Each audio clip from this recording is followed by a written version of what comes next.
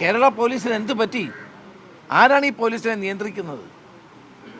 അപ്പോൾ ഇതൊരു ദൃശ്യം പുറത്തു വന്നതോടുകൂടിയാണ് വസ്തുതകൾ വ്യക്തമായി. ഇതുപോലെ കേരളത്തിലെ പല സ്ഥലങ്ങളിലും പാവപ്പെട്ട ആളുകളെ പോലീസ് സ്റ്റേഷനിൽ വെച്ച് മർദ്ദിക്കുന്നു എന്ന പരാതിയുണ്ട്. ധാരാളം പരാതികൾ വരുന്നുണ്ട്. പക്ഷേ അതൊന്നും ആരും ശ്രദ്ധിക്കുക പോലും ചെയ്യുന്നില്ല. ഇന്നലെ വളരെ വേദനയോടുകൂടിയാണ് ഞാൻ കുന്നംകുളത്തെ യൂത്ത് കോൺഗ്രസിൻ്റെ മണ്ഡലം പ്രസിഡൻ്റായ VS സുജിത്തിൻ്റെ പോലീസുകാർ മർദ്ദിക്കുന്ന ദൃശ്യം കണ്ടത്. മനസാക്ഷിയുള്ള ഒരാൾക്കും അംഗീകരിക്കാൻ കഴിയുന്ന ഒരു കാര്യമല്ല ഇത്. നമുക്കൊക്കെ മക്കളുള്ളതാണ്. ഒരു കുട്ടിയെ ഒരു കാരണവുമില്ലാതെ യൂത്ത് കോൺഗ്രസിൻ്റെ മണ്ഡലം പ്രസിഡൻ്റാണ് എന്നുള്ളത് കൊണ്ട് പിടിച്ചുകൊണ്ട് പോയി വഴിയിൽ വെച്ചും വാനിൽ വെച്ചും അതിനുശേഷം പോലീസ് സ്റ്റേഷനിൽ വെച്ചും ഇത്രയും ഭീകരമായ മർദ്ദനം നടത്തിയിട്ട് ആ കുട്ടി 2022 മുതൽ ഇതിനെതിരെ നിയമ പോരാട്ടം നടത്തി. ആ നിയമ പോരാട്ടത്തിൻ്റെ ഫലമായിട്ടാണ് ദൃശ്യങ്ങൾ വരെ പുറത്തു വന്നത്. കേരള പോലീസിന് ഇത് ഭൂഷണമാണോ? മുഖ്യമന്ത്രി മറുപടി പറയേണ്ട സന്ദർഭമാണിത്. തന്നെയുമല്ല, ഈ മർദ്ദിച്ച പോലീസ് ഉദ്യോഗസ്ഥന്മാരെ സംരക്ഷിക്കാൻ എല്ലാ ശ്രമങ്ങളും പോലീസിൻ്റെ ഉന്നത തലത്തിൽ നടത്തി എന്നുള്ളതും എത്ര ക്രൂരമായ ഒരു നടപടിയാണ്. നമുക്കൊക്കെ കുട്ടികളുള്ളതാണ്. ഇങ്ങനെ ഒരു കുട്ടിയെ അടിച്ച് അവൻ കേൾവി ശക്തി പോലും നഷ്ടപ്പെടുത്തിയ ഈ സംഭവം കേരള ജനത ഒരുമിച്ച് നിന്ന് ശക്തമായി അപലപിക്കുന്നു എന്നുള്ളതാണ് സത്യം.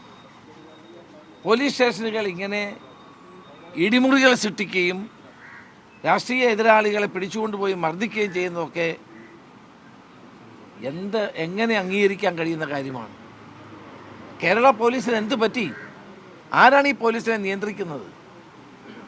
അപ്പോൾ ഇതൊരു ദൃശ്യം പുറത്തു വന്നതോടുകൂടിയാണ് വസ്തുതകൾ വ്യക്തമായി. ഇതുപോലെ കേരളത്തിലെ പല സ്ഥലങ്ങളിലും പാവപ്പെട്ട ആളുകളെ പോലീസ് സ്റ്റേഷനിൽ വെച്ച് മർദ്ദിക്കുന്നു എന്ന പരാതിയുണ്ട്. ധാരാളം പരാതികൾ വരുന്നുണ്ട്. പക്ഷേ അതൊന്നും ആരും ശ്രദ്ധിക്കുക പോലും ചെയ്യുന്നില്ല. ഇതിങ്ങനെ ഈ സുജിത്ത് വലിയ തോതിലുള്ള പരിശ്രമം നടത്തി നിയമപരമായ പോരാട്ടം നടത്തിയതിൻ്റെ ഫലമായിട്ടാണ് ഇത് പുറത്തു വന്നത്. അപ്പോൾ കേരളത്തിലെ പോലീസ് സ്റ്റേഷനുകൾ കോൺസെൻട്രേഷൻ ക്യാമ്പുകളെ പോലെ ആകുന്നു എന്നത് ദുഃഖകരമായൊരു കാര്യമാണ്. അങ്ങനെ ആകാൻ പാടില്ല. അങ്ങനെ ഒരു പോലീസ് സ്റ്റേഷനിൽ ഇത്തരം സംഭവങ്ങൾ ഉണ്ടാകാൻ പാടില്ല. പ്രത്യേക നിർദ്ദേശങ്ങൾ പോലീസിനുള്ളതാണ്, പോലീസ് മാനുവലിലുള്ളതാണ്, പോലീസ് ആക്റ്റിലുള്ളതാണ്. ഇത്തരം സംഭവങ്ങൾക്ക് നേതൃത്വം കൊടുക്കുന്ന ആളുകളെ സംരക്ഷിച്ച നടപടിയാണ് അങ്ങേയറ്റത്തെ അപലപനീയമായിട്ടുള്ളത്. അതുകൊണ്ട് ഇവർ സർവീസിലിരിക്കാൻ പോലും ഈ പോലീസ് ഉദ്യോഗസ്ഥന്മാർ യോഗ്യരല്ല. അവർക്കെതിരെ കർശന നടപടി ഉണ്ടാകണം എന്ന് ഞാൻ ആവശ്യപ്പെടുകയാണ്. പ്രധാനപ്പെട്ട ഒരു കാര്യം, അന്ന് തന്നെ ഈ CCTV പരിശോധിച്ച ശേഷമാണ് കേസെടുത്തത്. നമ്മളെല്ലാം ദൃശ്യം കണ്ടതാണ്. എന്നിട്ടും അന്ന് തന്നെ കേസെടുത്തത് വെറും കൈകൊണ്ട് ഇടിച്ചു എന്ന നിസ്സാര കുറ്റം മാത്രമാണ് അന്ന് ചുമത്തിയത്. അതാണ് ഞാൻ പറഞ്ഞത്. ഇത്രയും ഭീകരമായിട്ട് ആ ചെറുപ്പക്കാരനെ മർദ്ദിച്ചിട്ട് CCTV ദൃശ്യങ്ങൾ ഉണ്ടായിട്ടും ആ മർദ്ദിച്ച പോലീസ് ഉദ്യോഗസ്ഥന്മാരെ രക്ഷിക്കാനാണ് പോലീസിൽ ഉന്നത തലത്തിലുള്ള ആളുകൾ പ്രവർത്തിച്ചത്. വളരെ വളരെ ദുഃഖകരമായൊരു കാര്യമാണ്. മനസാക്ഷിയുള്ള ഒരാൾക്ക് പോലും ഈ സംഭവത്തെ ന്യായീകരിക്കാനോ പിന്തുണയ്ക്കാനോ കഴിയില്ല.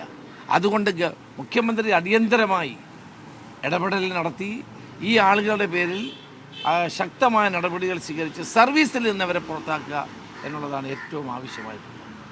ഇന്നലെ DIG ഹരിശങ്കർ പറഞ്ഞത് അവർക്കെതിരെ നടപടി എടുത്തു എന്നുള്ളതാണ്. അതൊരു സ്ഥലം മാറ്റത്തിൽ മാത്രമാണ് ഒതുങ്ങിയത്. അതാണ് എത്ര നിസ്സാരമായിട്ടാണ് DIG ഉൾപ്പെടെയുള്ളവർ ഈ കാര്യത്തിൽ പ്രതികരിച്ചത്. എനിക്ക് വളരെ പ്രയാസം തോന്നി. ഇങ്ങനെയാണോ പ്രതികരിക്കേണ്ടത്?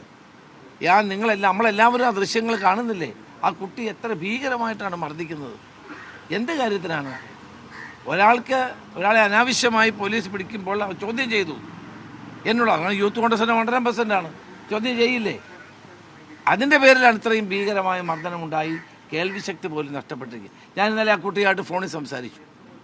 17-ാം തീയതി കല്യാണമാണ്, ആ കുട്ടിയുടെ കല്യാണമാണ്. എന്നോട് ചെല്ലണമെന്ന് പറഞ്ഞു.